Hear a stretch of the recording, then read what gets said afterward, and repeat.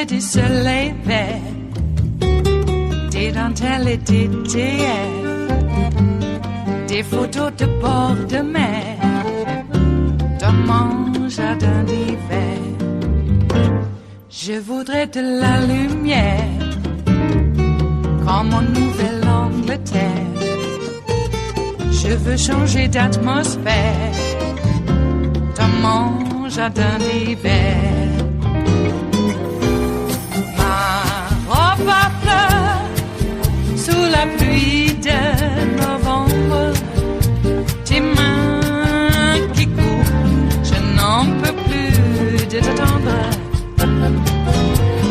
Les années passent, il est loin, là je tombe. Nul ne peut nous entendre. Je voudrais du Fred Astaire, revoir un latte. Yeah, Anderson, we've talked so much about the president's embrace of the QAnon movement, that conservative fringe movement that is so powerful online. Well, Exhibit Z in that continuing saga is unfolding tonight, and that is just a few moments ago we learned that Mary Ann Mendoza, who Abby just mentioned there, has been pulled from the lineup here at this Republican convention. She was scheduled to speak about her experience as an angel mom. She's one of the angel moms who's grown close to President Trump in this administration. Well, in a tweet that she posted earlier today, we can put it up on screen, she says, do yourself a favor and read this tweet.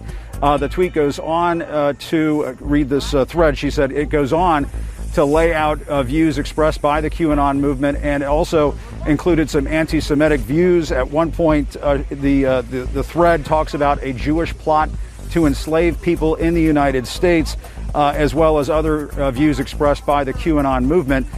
Just in the last hour or so, Mary Ann Mendoza posted a tweet apologizing for all of this, and we can put that up on screen. It says, I retweeted a very long thread earlier without reading every post within the thread. My apologies for not paying attention to the intent of the whole message.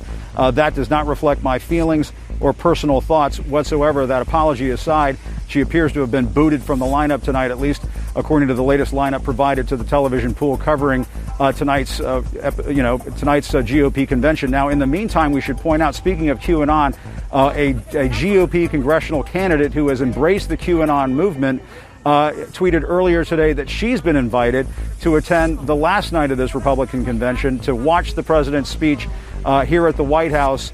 And obviously, it's just another example, Anderson, of how the president, his team, have embraced this QAnon movement, but sometimes with unintended consequences that often blow up in their faces. And this is one of those examples this evening. This activist who is supportive of the president, Mary Ann Mendoza, has been pulled from the lineup tonight because of her extreme views, Anderson. I don't quite understand why she would be pulled from the lineup. The president has called the woman you just talked about, that GOP candidate from Georgia, a future star of the Republican Party. She has backed QAnon and has been a 9/11 truther in the past. So interesting that she's a star, according to the president, a future star of the Republican Party, yet this person gets booted from a convention speaking. We'll see if there's any explanation of that double standard. We're not getting one yet, Anderson. Yeah, Jim Acosta, thanks. Going now to Gloria and David and Malika Henderson.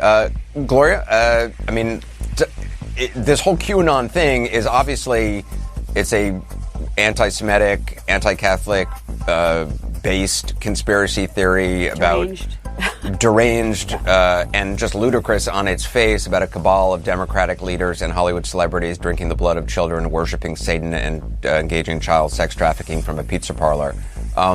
But the president has had multiple opportunities to distance himself from it, and he has not done so. No, as he said the other day, well, I hear they like me. And that's all that matters to Donald Trump. I hear they like me, so let's invite her to the convention. I mean, and this is the problem they have in reintroducing an incumbent president who's been around for 4 years. They're trying in this convention to have it be an affirmation of Donald Trump, a kinder, gentler Donald Trump, if you will. And they're trying to get the American public to buy into that picture. And in doing so, they're saying, okay, he's an empathetic guy. Look at all these wonderful people we're presenting to you, average Americans for whom Donald Trump has meant so much. And on the other hand, you see the QAnon stuff. And the question is, will the American public buy, the people he wants actually to buy, will they buy the fact that this is an empathetic president who has done a great job in dealing with COVID, who is really there to combat racism? And will they buy that Joe Biden is a leftist radical? That's what it's about. David Axelrod, it's interesting because Vice President Pence, got upset when he was asked about QAnon, whereas, and pretends as if it's not an issue at all, whereas the president himself has said this person is a future star of the Republican Party. Yeah, well, I quite agree with Gloria. I mean, this is the way to Donald Trump's heart is to like Donald Trump, to say you like Donald Trump, to embrace Donald Trump, and all is forgiven if you do that. That has been the history of him. Lindsey Graham has spoken about this at length, that I want to be effective, and the way to be effective is to be really nice to Trump, and then he'll be nice to you. And it doesn't really matter who you are. But, on the speaker who was booted from the lineup, it would have been a little awkward to have a speaker who was spreading anti-Semitic tropes on the same night you have the Secretary of State speaking from the roof of the King David Hotel to the American people at the convention. Look, Donald Trump is, Fox News did a poll in mid-August. 36% said they thought Donald Trump had the compassion to be an effective president. I don't think he's going to fix that problem at this convention. He's going to make these passing attempts. That's what a lot of this stuff is about. But in the main, this is about the base. And he's going after, he needs to rile up that base because, Anderson, if you can find me, we talked about Trump, Obama Trump voters. If you could find me a Clinton Trump voter, I would suggest we put that person in a field museum because they are a rare species. He needs to stoke up his base, and he needs to find more people like his base, and that's what this convention is really about. Yeah, and one of the things I think you'll see tonight is the GOP really target African-American men. You saw some of that last night. A lot of the prominent speakers were African-American men. If you look at the voting behavior of African-American men in 2016, about 13% voted for Donald Trump. So they really, I think, want to connect with that group of African-Americans, which might essentially make it harder for Biden to get the kind of numbers among African-Americans that he needs to beat Donald Trump. So I think you'll see that play out tonight. They'll have the Attorney General from Kentucky, for instance, talking about Biden's record on race. So that's one of the themes. It goes to this whole idea of Donald Trump isn't the racist that many people see him as in these poll numbers. And we'll see, again, if that works, given his record on race and racial rhetoric over these last many years. It is Wednesday, the 26th of August of 2020. And you are in West Coast Cookbook and Speakeasy. I am your chef de cuisine, Justice Putnam. Gunner, the English Bulldog, is our snoozing sous chef. And of course, our daily special is Smothered Benedict Wednesdays. Will no one rid us of these meddlesome televangelists? Oh my God, Jim Baker, Falwell Jr., they're all freaks. And we are... well, it's good that we're getting rid of them, and they're ridding themselves. They're canceling themselves. Indeed. Well, we had that little Covington brat whining about being canceled. Oh, my God. That's going to be the buzzword. They're canceling us. Yeah. I think that what you want to say is that you surround us. Oh, my God. Yeah. He was pilloried for wearing his MAGA hat, he says. No, it wasn't because you're wearing a MAGA hat. You were sneering at an indigenous elder, you little bigot. And that's what he is. He's a bigot. Why was he there? Ostensibly, the little incel, yes, was protesting a woman's right to choose. And what did he do in the midst of protesting a woman's right to choose? He got in the face of an indigenous elder, pounding or beating a tribal drum, and sneered at him, insulting the elder. And of course, his excuse for being caught, being a dick, is that it was the MAGA hat. No, the MAGA hat explained why you did what you did, but no one was getting on your case because of the MAGA hat. They got on your case because you're a dick. Just like the McCloskeys. They're dicks. In fact, this whole RNC is full of dicks. My God, these people are just so angry.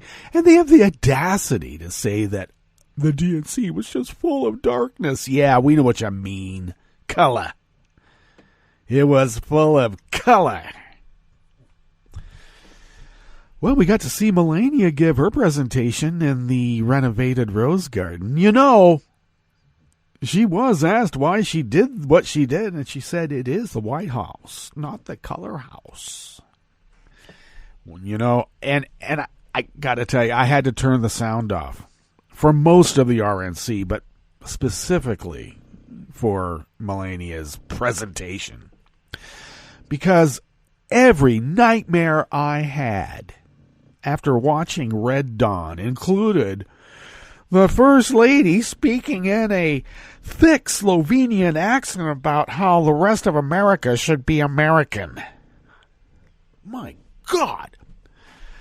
And I really believe that scene is on the cutting room floor of the original Red Dawn because no one believed it was possible. It's so unbelievable, even in a movie like Red Dawn. No way. The First Lady being a Russian handler for the president? Come on. Jeez. No one would believe it. So, yeah. So, now here we are. So, I had a really hard time listening to the audio. I listened to a little bit. And all my nightmares were coming true. I had to turn it off. I was getting triggered. I had to cancel it for my own well-being. And that's what we need to do. What they call canceling, we call holding them to account. You are afraid of your beliefs being exposed? That's not canceling. That's exposing your beliefs for the idiocy, bigotry, racist, and fascist sentiments that they are.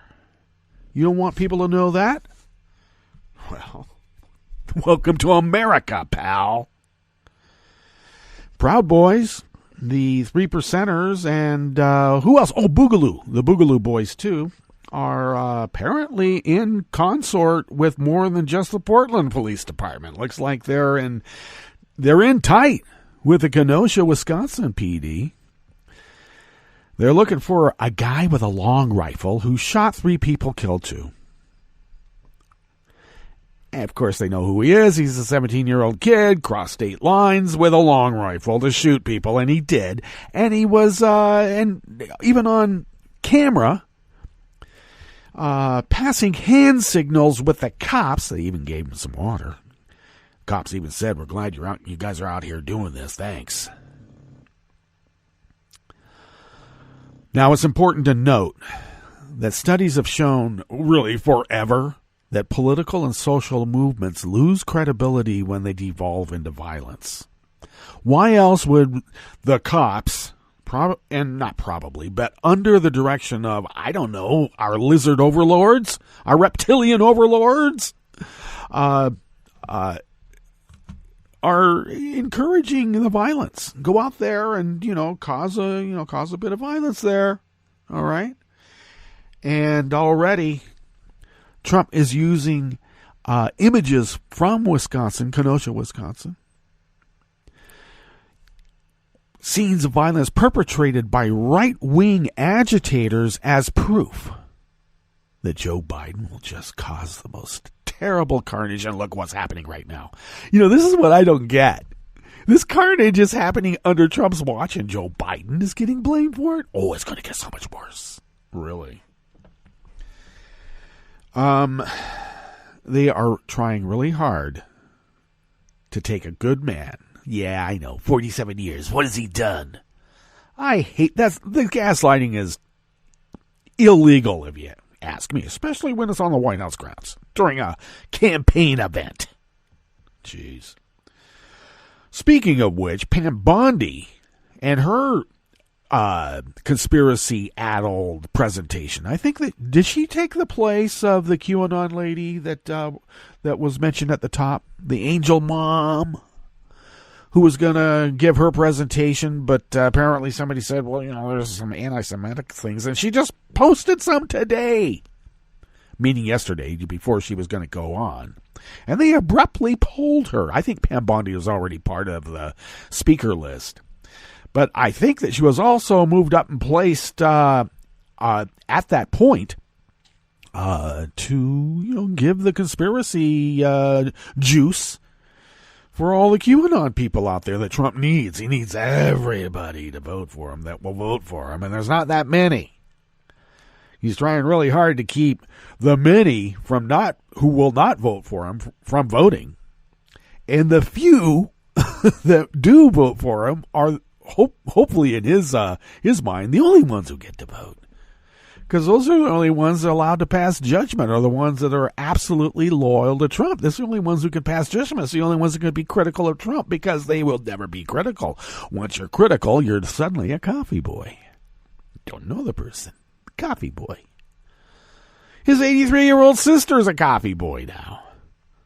Boy, you should listen to the tape that Mary made of the elder sister. 83-year-old gal drops a lot of F-bombs. More F-bombs than my mom drops. My mom drops them quite often. It wasn't so bad when my mom was in her 30s, but now that she's in her 80s, it's a little jarring, I have to admit. But regardless, my mom, didn't hold it back. If somebody needed an F-bomb thrown their way when they were getting 86th from the bar, for instance, she was very capable of letting it fly. But you don't expect a judge who was supposedly in line for a Supreme Court, or at least appellate court position somewhere in someone's administration, letting the F-bombs fly. Yeah, I don't know. Maybe it's just me. I have no problem with F-bombs. I think that, and I'm a great believer that it's really a sign of intelligence. At least that's what they say, so it makes us feel better about it.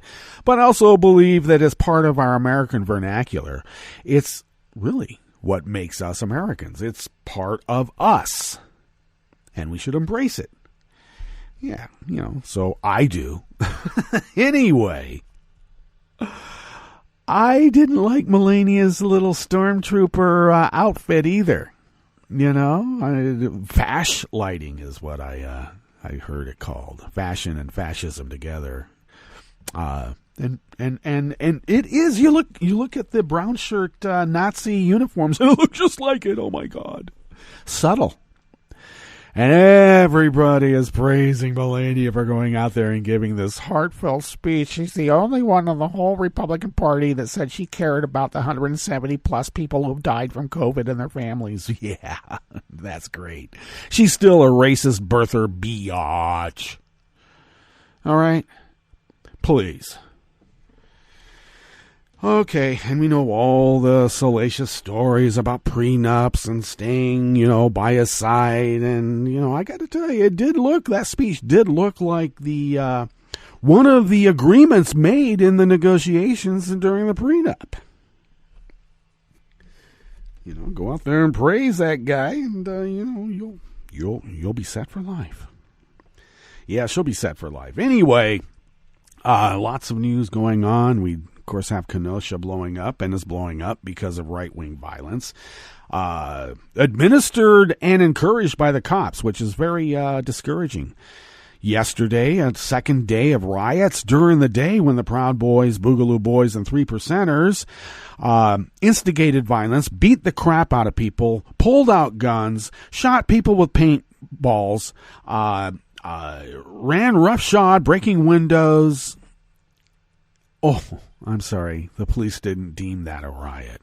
What they did deem a riot was when the victims of that violence went to, I forget the square, to sit down and pretty much get milk poured on them because of the tear gas and the Boogaloo Boys and all the rest have tear gas and mace and all that.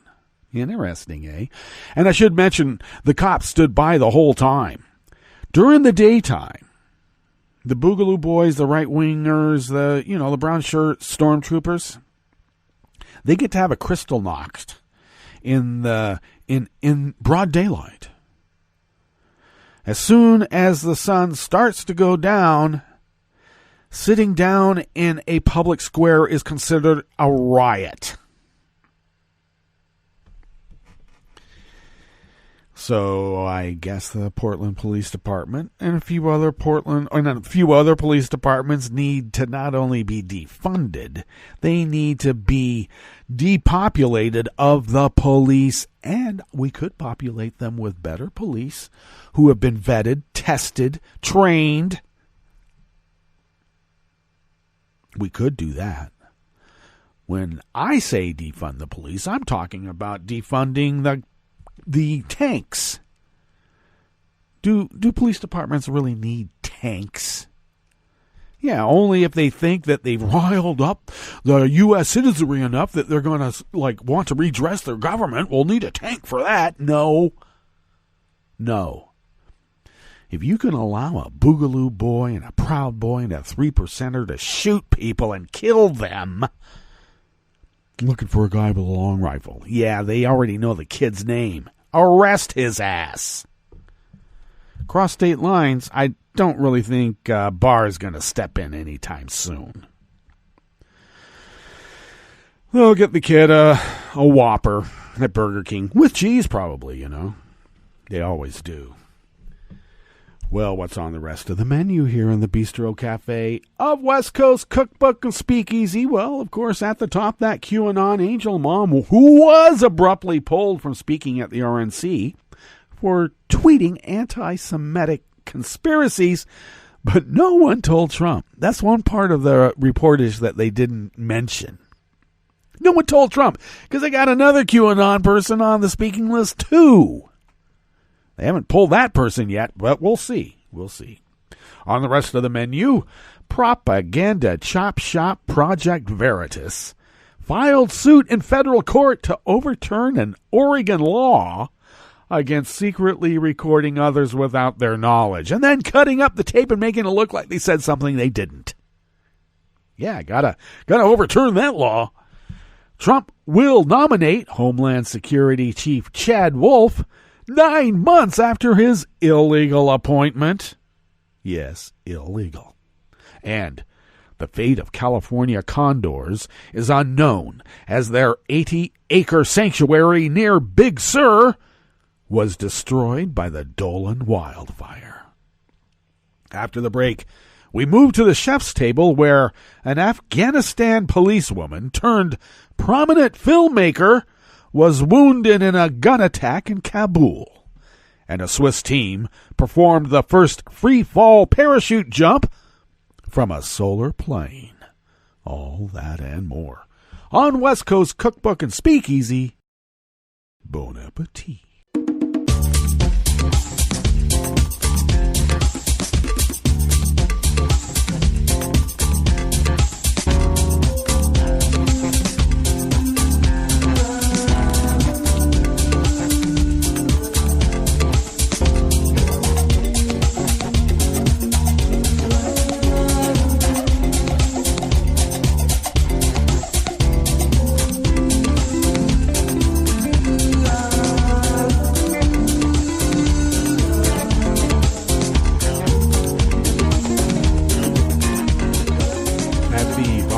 Homepage at netrootsradio.com. To the rightish of the page is our chat room link, monitored by Kelly Lincoln. Thank you, Kelly.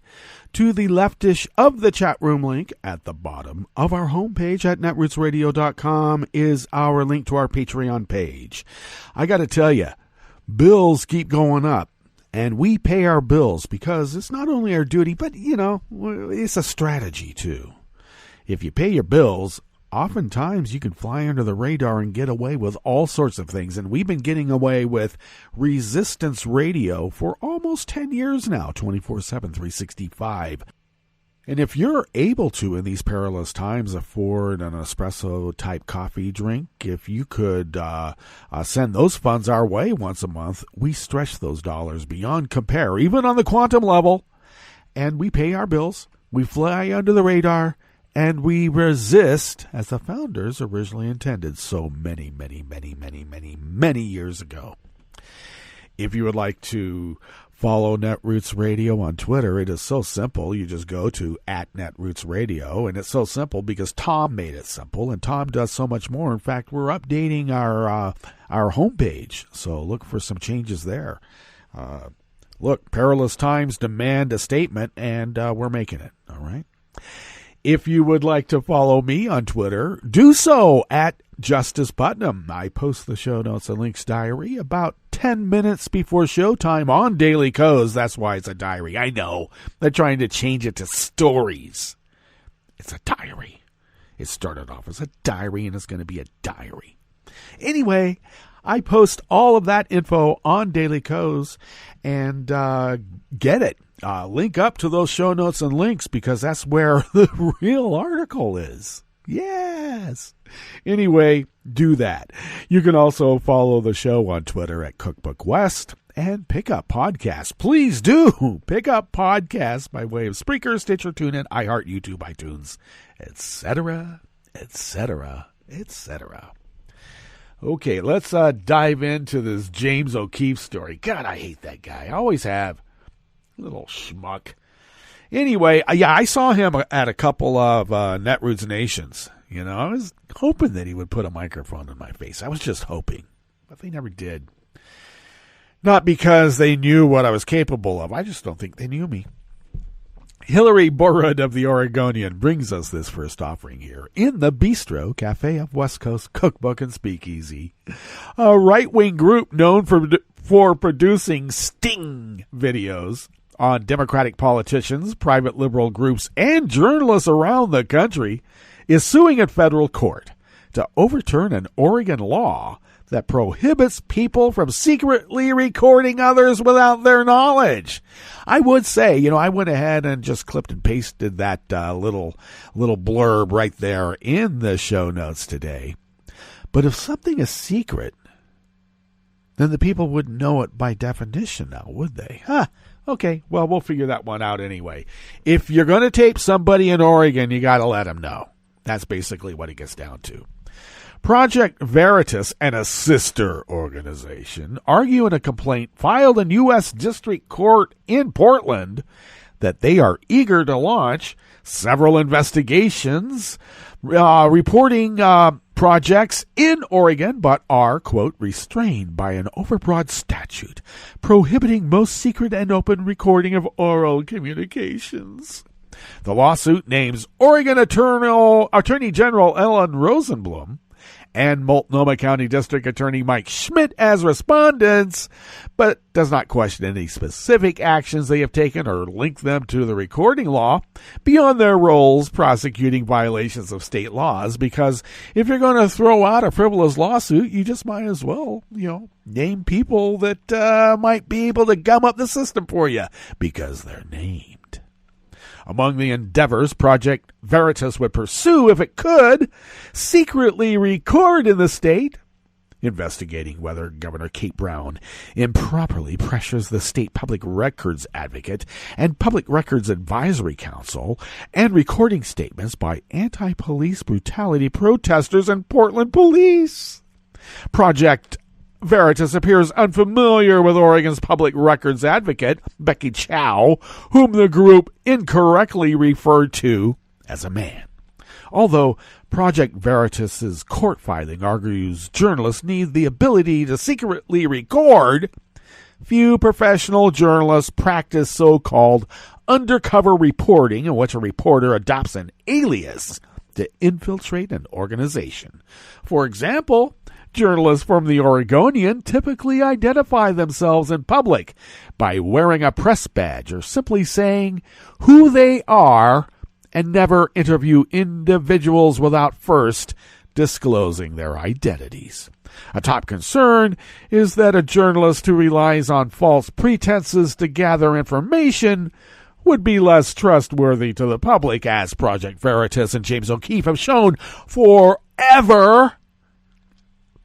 Oregon journalists do regularly record audio and video in compliance with the state law, either by explicitly getting consent or by using a plainly visible recording device.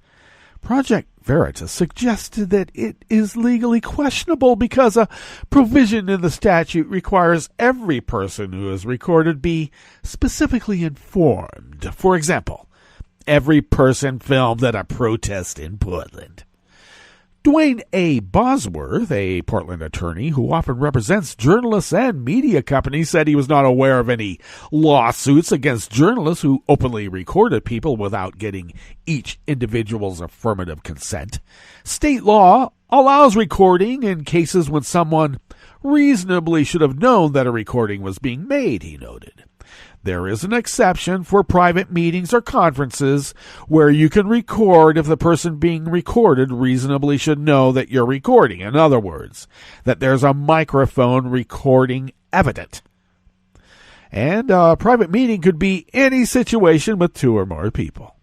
Oregon law also allows people to record phone calls if at least one person on the call, including the person recording, consents. Journalists with the Oregonian typically notify others before taping phone calls anyway. In the court filing, Project Veritas and Project Veritas Action Fund argue it would be both difficult and dangerous to openly track down the information it seeks in Oregon because they're a chop shop pushing propaganda, and they splice and dice and then make these film projects into something that was wholly different than what actually happened. And they've been taken to court and they've lost and had to pay fines. And that's not in this reporter's opinion. Them's the facts. Because protests and even ordinary public life in Portland has often proven dangerous to reporters. Yeah. Project Veritas fears that the safety and even the lives of its journalists would be endangered if it were to record conversations openly and in plain view, or specifically inform participants that they are being recorded, the group's lawyers wrote. In the past, people with the Veritas group have pretended to want to become a member of the Rose City Antifa, or to want to volunteer for the left-leaning Get Out the Vote group, the Bus Project, then shot video of small portions of what they witnessed. 10 years ago, the group's leader, James O'Keefe III, pleaded guilty to criminal charges of entering federal property under false pretenses after posing as a phone technician to enter and eavesdrop in a congresswoman's office.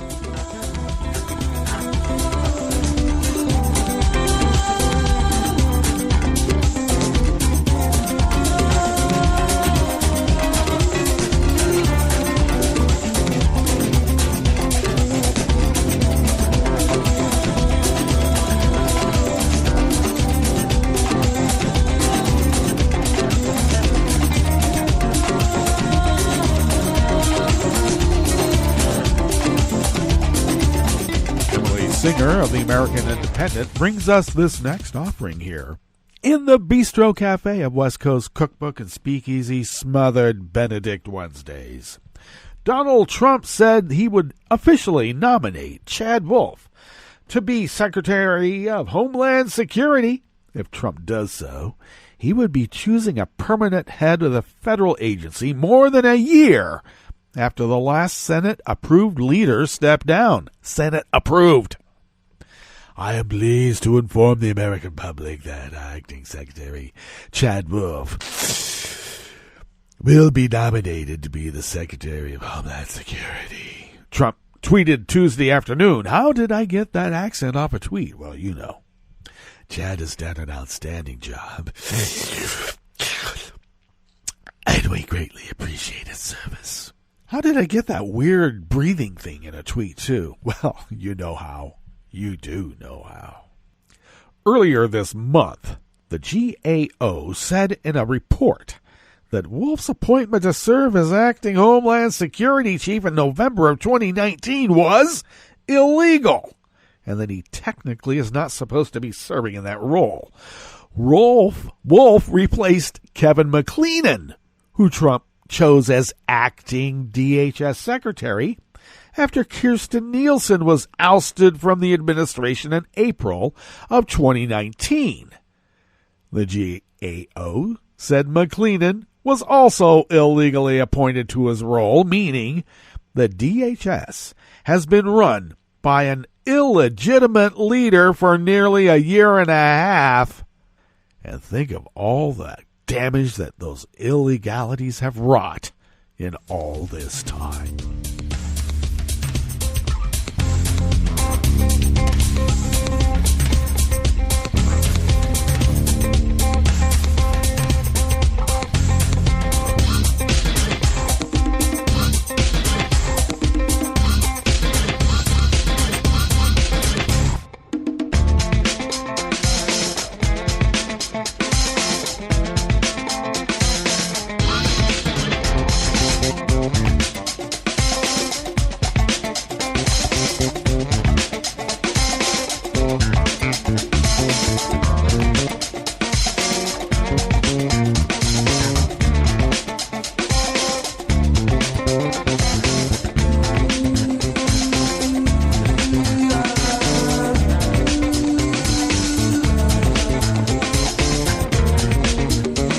Anonymous worker bees at the Associated Press bring us this final offering here in the Bistro Cafe of West Coast Cookbook and Speakeasy.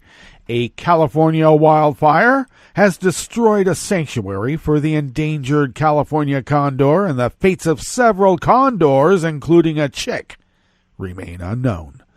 A blaze began last Wednesday in Los Padres National Forest, northwest of Los Angeles.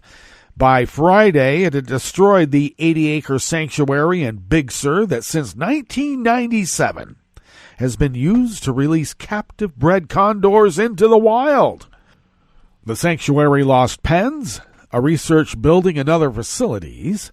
The nonprofit Ventana Wildlife Society of Monterey, which ran the facility, was seeking $500,000 in donations to rebuild it. There weren't any people or condors at the facility when it burned, Society Executive Director Kelly Sorensen told the Mercury News. However, at least 4 condors in the area are unaccounted for. One is a 4-month-old condor chick named Aniko that was living in a nest in a redwood tree about a mile from the facility. The chick, of course, was too young to fly. The parents flew away as the fire approached, but Sorensen said the remote camera that monitored the nest was destroyed last Thursday as he and his family watched from home. We were horrified. It was hard to watch. We still don't know if the chick survived or how well the free-flying birds have done, he said. I'm concerned we may have lost some condors. Any loss is a setback. I'm trying to keep the faith and keep hopeful. The Dolen fire is one of hundreds of wildfires that have killed at least 7 people, burned nearly 1,300 homes and other buildings, and prompted evacuation orders that still affect an estimated 170,000 people. One man was arrested on suspicion of arson in connection with the blaze. Previous fires in Central California burned condor territory. 6 burned near condor nests, and in 5 cases, the chicks survived in the hardy, fire-resistant redwood trees. The redwoods they nest in provide good protection, Sorensen said, and the California condor is the largest North American land bird with a wingspan of up to 9 feet. All right, let's get to our break. And when we get back from that break, we will go through weather from around the world, and we will finish up with the stories that we have curated for you today. You are listening to West Coast Cookbook and Speakeasy, and we will be right back. You are listening to NetRootsRadio.com. Please hang up and try again.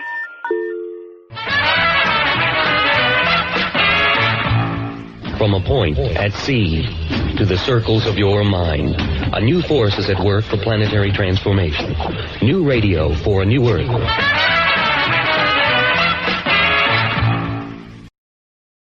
This is Take 2 Movie Review. I'm Clinton Johnston. This week, who's got the power? Warning, tiny spoilers.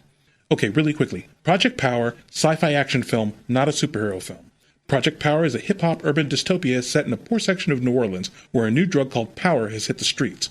The drug gives you one superpower for 5 minutes only, and the same one every time. Some powers are harmless to you, some hurt you, some straight out kill you. Our story follows Frank, Joseph Gordon-Levitt, a white cop who takes power because now the criminals do, Art, Jamie Foxx, a black ex-soldier searching for his kidnapped daughter, and the film's true lead character played by Dominic Fishback, Robin, a black teen who deals power to pay for her mom's meds. It looks cool, the acting's good, the action's good but forced, the relationships are meh and forced, but what really strikes me is how the movie calls out current injustice issues but only to flirt with them. Like our cop Frank is crooked because he buys and uses this illegal drug, and he does brutalize a criminal when he's on power, but the dude is white and the film announces it. So we still have hero cop, have to save the city, no black lives threatened.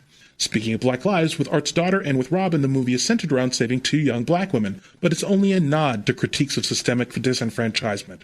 Why say I? Art tells Robin that as a black woman, the system is designed to keep her down. So his solution? Use what you're really good at to earn financial success. Turns out Robin raps. 2 white directors and a white screenwriter, of course she raps. But think about the movie's politics here. The system is unbeatable. There's no overturning it, no rejecting it, no protesting it. You have to work it. And notice that's the same thing the bad guys are doing. They've got this wonder drug, and their main thought is, how do we monetize it?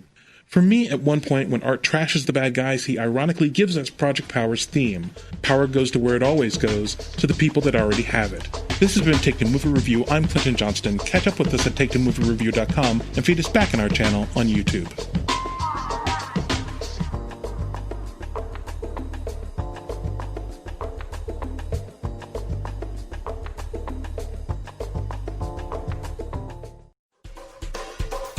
This is Scientific American's 60-Second Science. I'm Jason Goldman. Got a minute? Rhinos have notoriously poor eyesight, so they mostly rely on their noses to understand the world around them. But there's one interaction in which sound plays a key role. Southern white rhino males can either be dominant or subordinate, and only the dominant males hold and defend territories. New research finds that they eavesdrop on the calls of other males to know who is who. We found that contact calls carry information about the dominant status of the male. That means that only by listening to the call, you can say if the male is territorial or subordinate. Ivana Sinkova, a zoologist at the University of KwaZulu-Natal in South Africa. She and her team spent almost 2 years in South Africa's Shishlui Umfolozi Park, recording the social contact and courtship calls of male rhinos. Then they played those calls back to the dominant territorial males and watched their responses. The researchers asked that the rhino calls not be included in this podcast, due to the concern that poachers could use the calls to lure rhinos closer. Back to the reactions of the rhinos.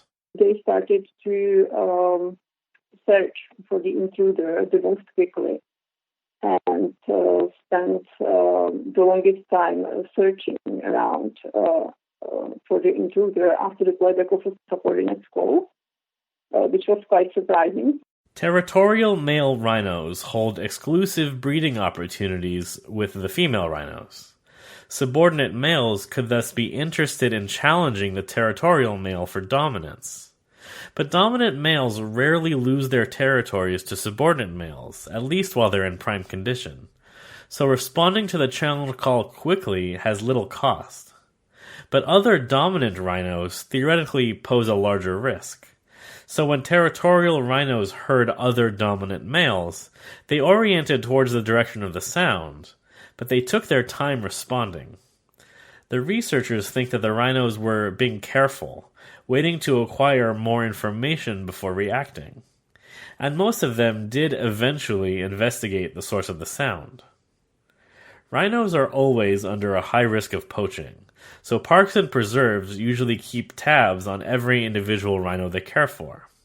Sinkova says that understanding their social dynamics could allow wildlife managers to more effectively manage their rhino herds, which ultimately enables them to better guard and protect the animals from poachers, so that rhinos can keep on calling for a long, long time. Thanks for the minute. For Scientific American's 60-Second Science, I'm Jason Goldman. Hi, I'm Tom Harbin, and since you're listening to netrootsradio.com, Show your progressive side and go to the donate button on the bottom of the homepage. It's progressives like you who power Netroots Radio and keep the progressive message beaming everywhere 24 hours a day. Just go to our donate button at the bottom of netrootsradio.com. Thank you for keeping progressive radio at full power.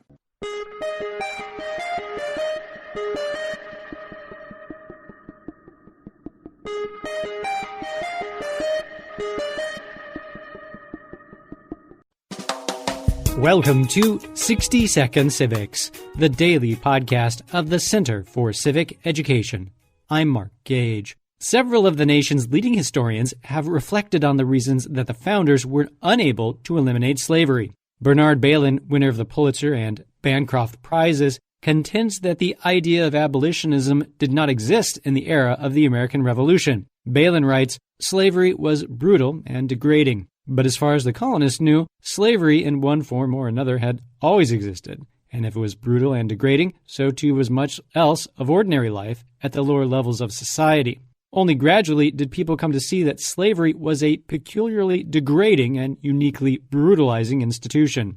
Bailyn contends that to condemn the founders for having tolerated and perpetuated a society that rested on slavery is to expect them to have been able to transcend altogether the limitations of their own age. He points out that what is significant in the historical context of the time is not that the liberty-loving revolutionaries allowed slavery to survive, but that they, even those who profited directly from the institution, went so far in condemning it, confining it, and setting in motion the forces that would ultimately destroy it.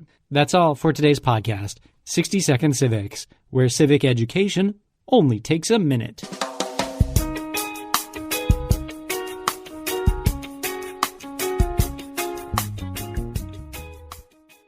Donald Trump's claims that Kamala Harris is ineligible to run for vice president or president because her parents were immigrants is false, racist, and dangerous. I'm Bill Newman, and this is the Civil Liberties Minute.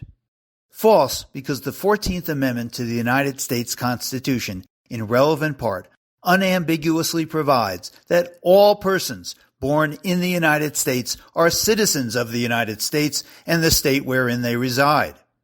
Kamala Harris was born in 1964 in California and therefore is a natural-born citizen of the United States.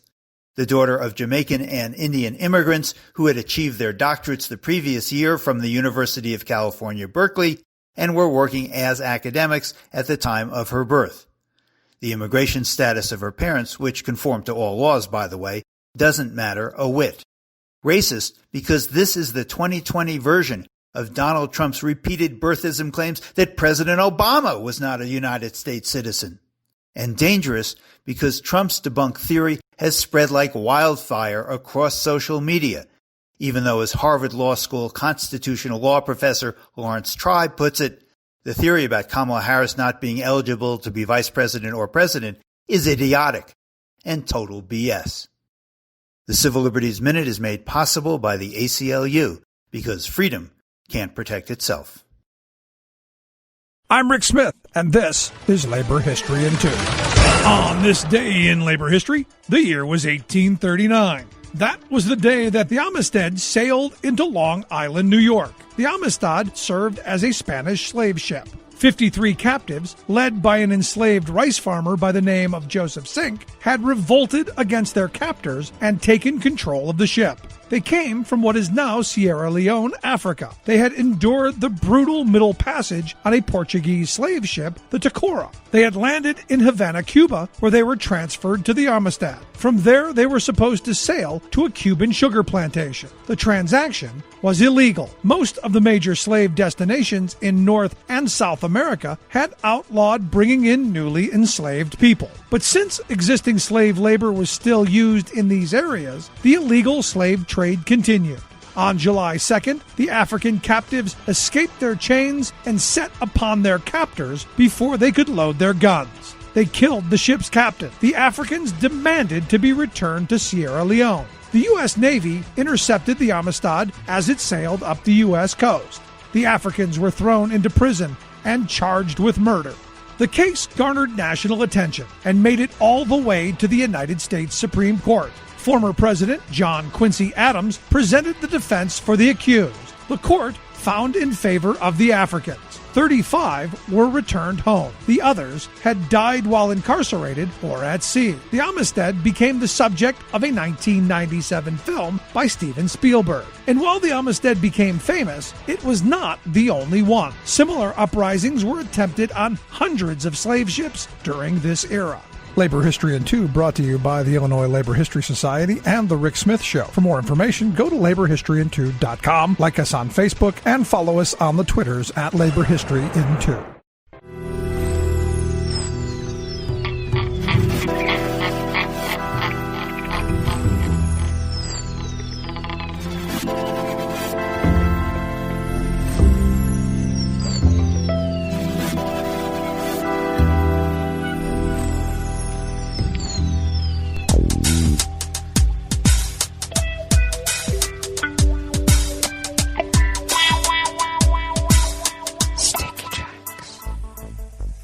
Thank you for accompanying us here to the Chef's Table at West Coast Cookbook and Speakeasy Smothered Benedict Wednesdays.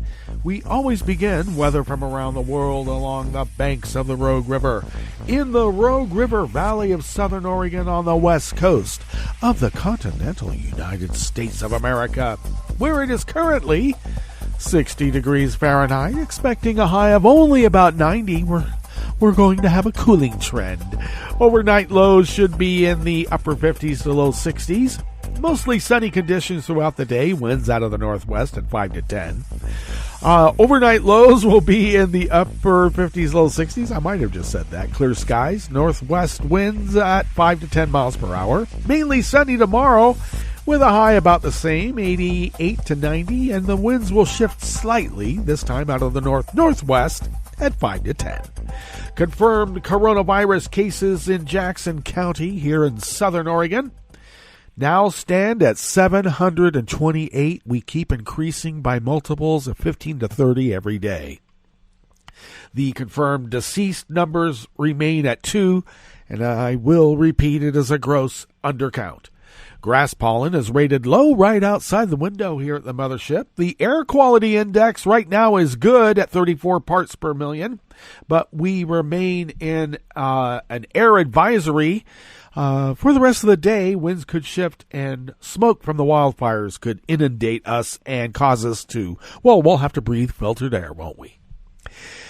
Okay, the daytime UV index in the region is high at 7. Barometric pressure is rising at 29.93 inches. Visibility is up to 10 miles. And relative humidity is at 75%. Weather from around the world is brought to you by people's personal weather stations that they purchased. These people planted these purchased personal weather stations somewhere on their property. And these people positively live around the world. They do. London is 70 degrees and partly cloudy. Paris is 76 and sunny. Rome is 87 and sunny. Kyiv is 74 and fair. Kabul is 71 and mostly cloudy. Hong Kong is 78 and partly cloudy. Tokyo is 83 and partly cloudy. Sydney, Australia is 52 degrees and clear. San Francisco, California is 57 degrees and cloudy. And New York is 72 degrees Fahrenheit and sunny. And that is weather from around the world, brought to you by people's personal weather stations that they purchased. These people planted these purchased personal weather stations somewhere on their property. And these people positively live around the world.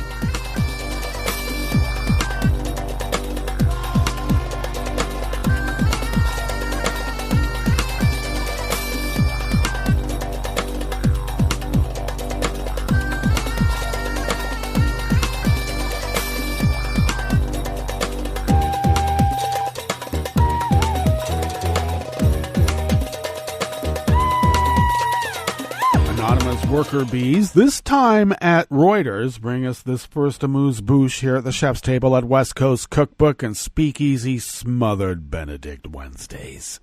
A prominent female Afghan film director who is also an actress and senior police officer is recovering from bullet wounds after unidentified gunmen shot her as she was being driven through the capital Kabul earlier today, her husband said.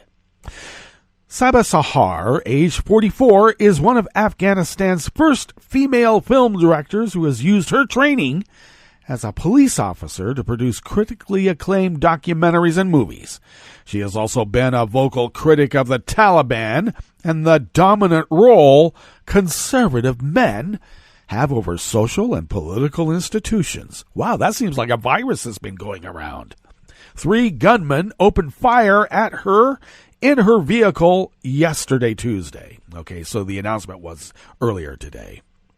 She was accompanied by 2 bodyguards, a child, and a driver at the time. The bodyguards were wounded, while the child and driver were not harmed. She was in a coma for almost 20 hours as she was hit with 4 bullets in the stomach. Now she's out of danger, said her husband, Amal Zaki. Sahar has served in the police department for more than 10 years and was recently appointed Deputy of Special Police Forces overseeing gender issues. A police spokesman said the gunman escaped and officers were investigating. I'm sure they are. This month, identified gunman shot at another prominent Afghan woman, Fazia Kufi, who is a women's rights advocate and member of a team negotiating with the Taliban. She sustained minor injuries in the attack in Kabul.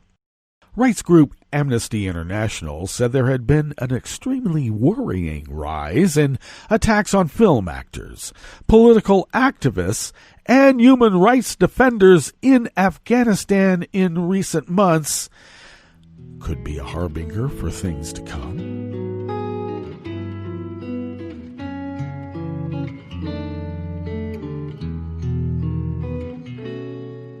Je te donne ce mon amour pour la vie entière, la promesse de me trouver à tes genoux. Aussitôt que tu m'appelles, rester toujours fidèle, c'est tout, c'est tout.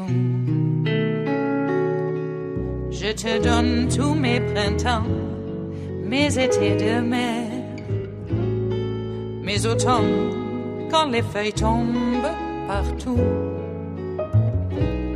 Si ce n'est pas une bonne affaire, je te donne tous mes hivers. Anonymous workers at the Associated Press bring us this final amuse-bouche here at the chef's table at West Coast Cookbook and Speakeasy. A Swiss team working to take a solar-powered plane to the edge of space says it has performed the first jump and free fall from an electric aircraft. The Solar Stratos team said its experimental plane took off from an airfield in western Switzerland with 2 people on board and climbed up 5,000 feet before its founder, Raphael Domjan, jumped out of the aircraft. It said he remained in free fall for several hundred meters, reaching speeds of over 93 miles per hour before releasing his parachute and landing safely. The team quoted Domjan saying the stunt was part of the goal of demonstrating that activities such as skydiving can be carried out without producing planet-warming greenhouse gases. I hope that this will continue to make our young people of tomorrow dream, thanks to aircraft that are more respectful of our planet and our climate. It's not this aircraft that is respectful, but the people designing, building, and flying it, I would think. The Solar Stratos team follows the pioneering work of Switzerland's Solar Impulse mission, which completed the first circumnavigation of the globe with a solar-powered plane in 2016. Well, that brings us to the end of our broadcast period for the day. And you do know Netroots Radio will broadcast on, and we'll meet up tomorrow for Metro Shrimp and Grits Thursdays. So do stay tuned to Netroots Radio all day and all night for all the breaking news as it breaks. And we'll meet up here tomorrow, right here in West Coast Cookbook and Speakeasy. Bon appetit.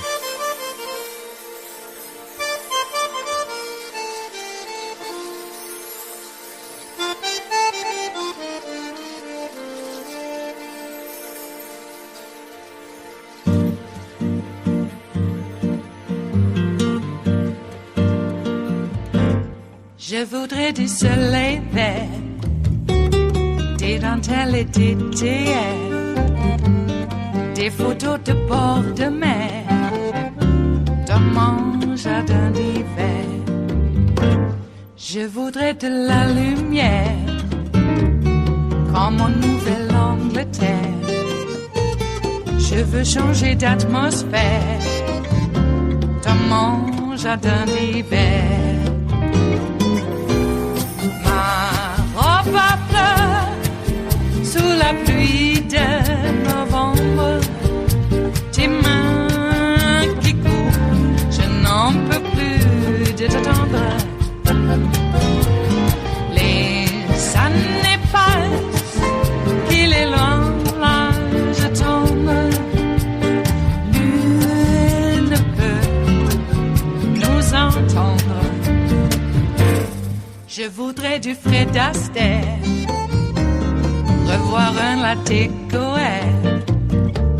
Je voudrais toujours te plaire, dans mon jardin d'hiver. Je veux déjeuner par terre, comme au long de golfe clair, t'embrasser les yeux ouverts, dans mon jardin d'hiver.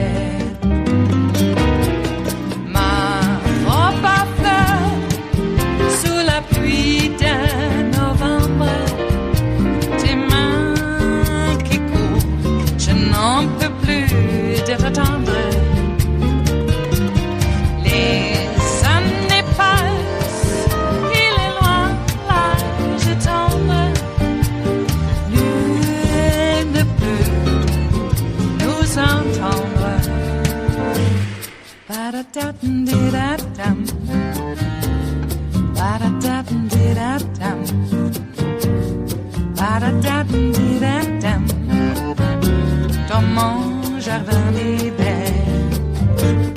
Ba-da-da-dum-di-da-dum, ba-da-da-dum-di-da-dum, ba-da-da-dum-di-da-dum, dans mon jardin d'hiver, dans mon jardin d'hiver, dans mon jardin d'hiver.